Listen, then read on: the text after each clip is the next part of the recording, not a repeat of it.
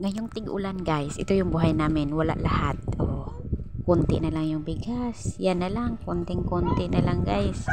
Tapos, tingnan ko, yan. Wala na akong pera. Yan na lang naiwan.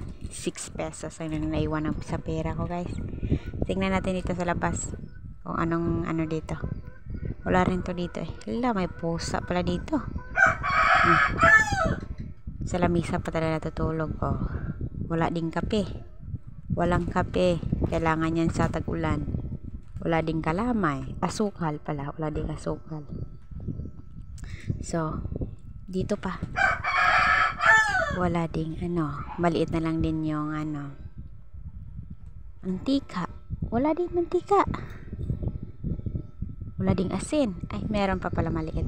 Maliit. At saka bitchin. Pero wala na kaming ano. Wala na kaming mga lamas ng mga bumbay. Yan. Tapos ito yung ano naman. Walang kanin. Ay, konti. So, ayan. Walang ulam. Gulay lang yan. Konting-konti lang kasi kailangan pa maghati-hati. Diyan kami nagluluto. Ito naman yung labas namin. Oh, sobrang ulan. Laging nag-uulan. Tapos wala kang makain talaga.